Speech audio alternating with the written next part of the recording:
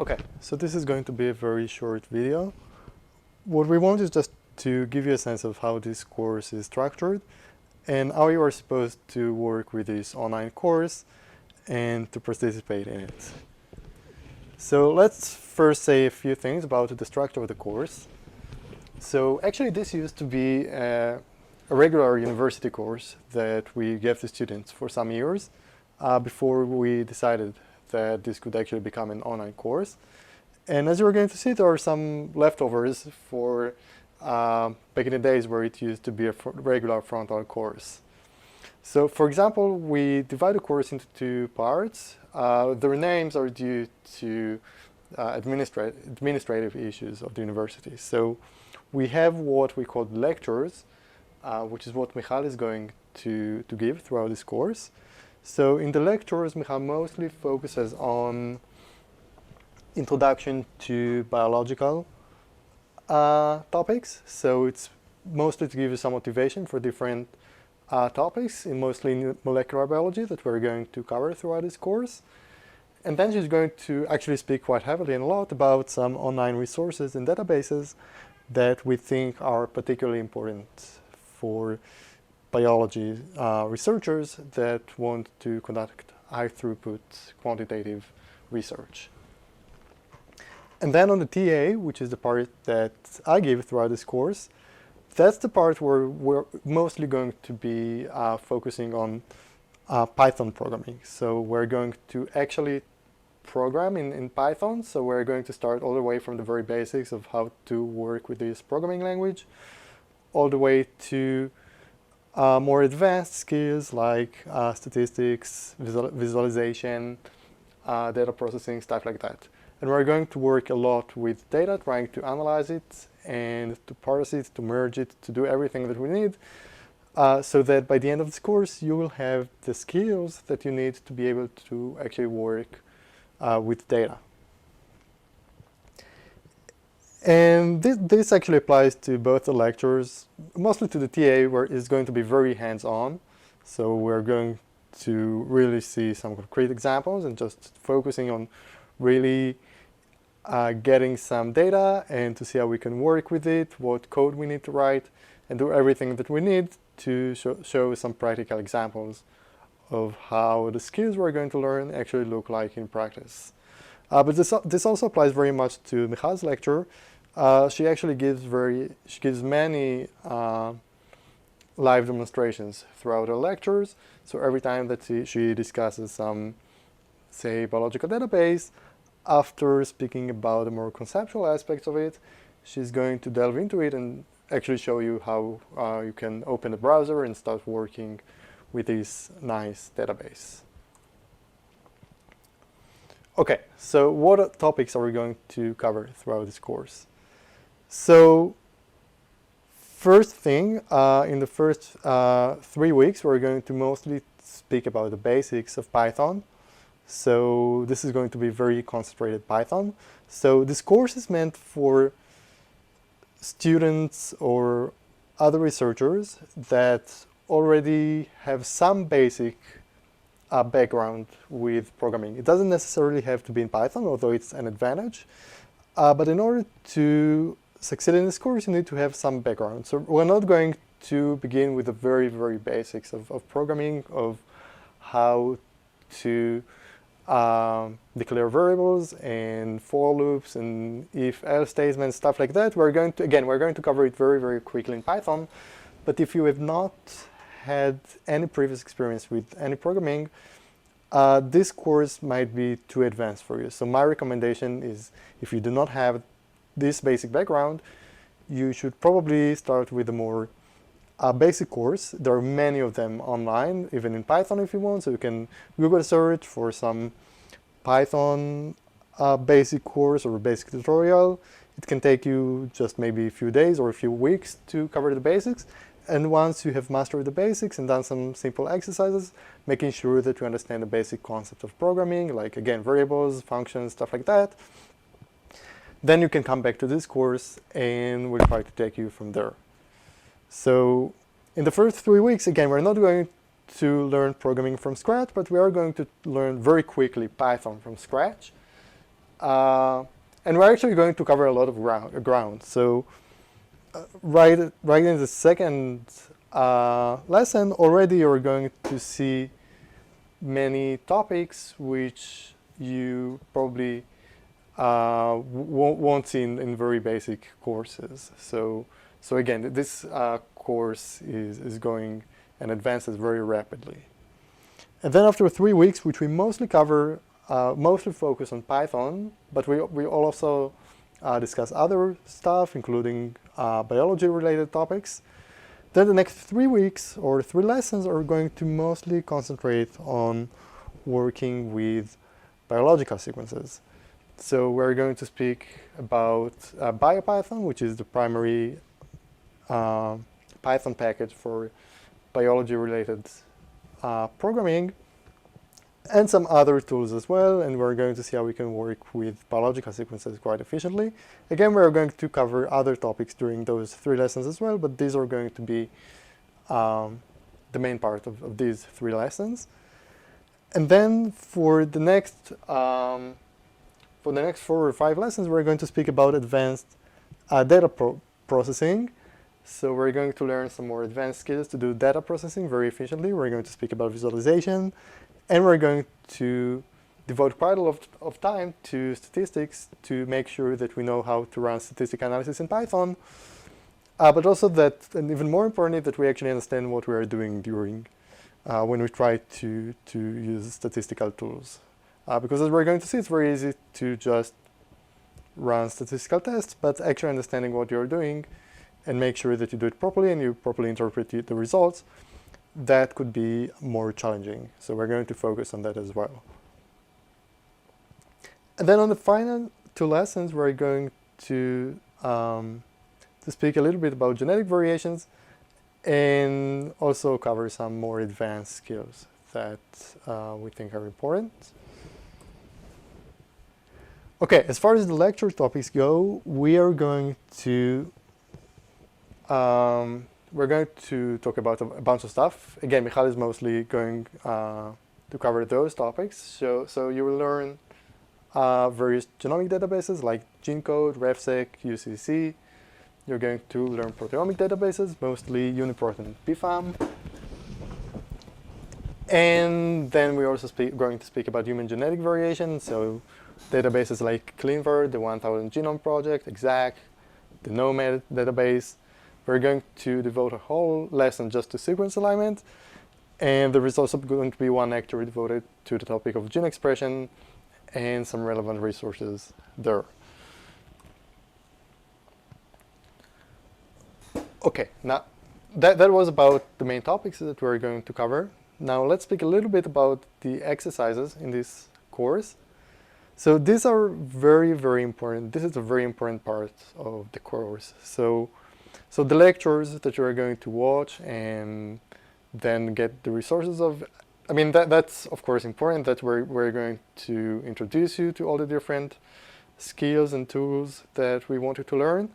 But that's not actually where the main learning goes on. So most of the learning will actually go by actually practicing that and make sure that you can take the skills that you watch in the videos and actually apply them in your setting. So throughout this course, every single lesson, we have 2 types of exercises that we put for you to master your learning. And these 2 exercises are what we call the lab exercise and the homework exercise.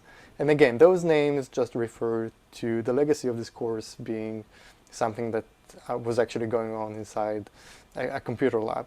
But for your sake, the names are not very important. What's important is that you should first start with a lab exercise where there you will mostly find more simpler and more structured kinds of questions that are meant mostly to make sure that you have figured everything right with what we taught you during the lecture and the TA. So that's mostly a recap, making sure that you know how to apply all the different skills and all the different functions and commands that we learned in Python, and you can apply them and write your own code.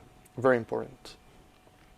But after you do that, we want you to take you to to the next level, to make sure that not only you can run simple procedures, but you can also approach more open-ended kind of questions, like we're going to introduce during the homework exercise, where we're going to ask you some biological question. Okay, we're not even going to tell you how you need to answer this question, and then we expect you to take this question and try to formulate it into some kind of analysis using, say, different databases and resources we've learned, and applying different Python commands and functions and packages that we demonstrated, and make sure that you can take everything together and write some analysis that will try to answer this question using all the different skills that you have learned. And this will be much less structured, and it will be much broader in its scope. And again, we think it's very important because this is much more similar to the kind of programming task that you will have to engage in if you want to take the skills that you learn here outside of this course to the real world. So it's very important for us that this course will actually give you some useful skills. And we think there is really no way to do that without very intensive practicing and trying to solve exercises. So this course is actually it's very demanding. It's something that we need to say up front, okay? So if you want to watch all the videos and then to engage in all the different exercises, you're going to devote quite a lot of time. So every lesson you should expect to devote many hours. It could be even up to 10 or even 20 hours for each one of the 12 lessons. Okay, it's a lot of work, but we think it's very important if you are ever to master those skills. And unfortunately, programming is one of those skills. It's like, say, playing an instrument, learning to play piano. It's not something you can do just by watching others do. You need to actually try that on your own and make sure that you can do it. So actually trying to write code, and it's not sufficient just to write the code. You need to then debug it. So obviously the first time that you write something, it will never work for you. You will then have to really break your head and try to understand why doesn't it work, and try different approaches to debugging it, and try many different things until you eventually get it to work. And even then, you know, it might not produce the exact results that you intended, or you might then, as a biologist, look at the results and see, okay, they don't make any sense. So you will need to apply proper interpretation of the results and make sure that you understand what you're doing. Okay, so all of this is going to take you a lot of work, but unfortunately there is no way around it. It's something you will have to do, and we think it's the only way to learn this in this course. So you need to think about the exercises not as some satellite part of this course, but the very core of it, okay? So in fact, the videos and the lectures and the code examples that we put for you are all important, but the main learning, the main thing that will have you learn and sharpen your skills are the exercises that we put within this course. So make sure that you devote sufficient time for it and that you take it very seriously. Now, to make sure that it's efficient and by the end of it you have learned something and you know how to program better, we put very detailed solutions for both the lab exercises and the homework exercises. So every time that you finish solving some exercise, we really encourage you to take a look at the solution that we posted and try to compare it and see how we solved the question and how you solved it and what you can try to learn from it. And it could be in many different aspects. So it can start all the way from just, you know, simpler ways to run more efficient and better code. So by looking at your code and our code, you can try to see what you can try to learn from our solutions in terms of writing efficient code. Also make sure that the code is not only more efficient in runtime, but also you know, easier to understand and more maintainable and stuff like that. And another aspect that you can use the solutions to learn from is to make sure that the interpretation of the biological question that you did actually makes sense, because again, we give you very kind of open-ended questions, and many times there are all kinds of quantitative or statistical pitfalls that you can fall into, and we think that by looking at a concrete answer to those questions and see how we solve it, you might be able to then learn how you can do it better, and see if you if you might have got something wrong in your kind of analysis. But it's very important for me to state that although we have solutions for all the exercises, like I said before, it's very, very crucial that you don't just go straight ahead to the solutions, but that you actually try to solve the questions on your own. Because if you just try to write some code, it doesn't work, you give up, you look at our solutions, then you might think for yourself, oh yeah, I knew how to solve it. If I had enough time, I could have done something similar. But it's actually not like that. So without actually trying to put all the effort and sweating and make sure that your code actually works on your own without looking at the solution, it won't help you much just to look at the solution that we put. So it's very important that you look at it, but only after you have given it enough time on your own. Okay, now let's speak about different types of homework questions that we have in this course. So in each homework question, we have mainly two types of questions. So most of the questions are just regular questions, which are not marked, just numbered 1, 2, 3, 4, etc.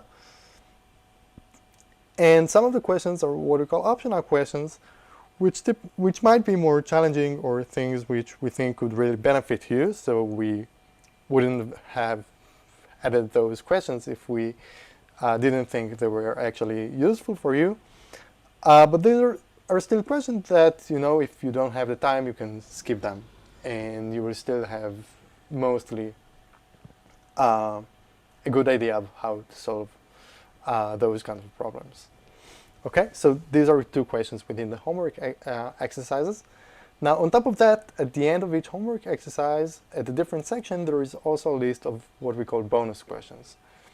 And these are questions which are very different in nature. So instead of asking you some biological question and asking you to solve it, in those kinds of questions, we actually try to make you more engaged with something which is actually more related to programming concepts.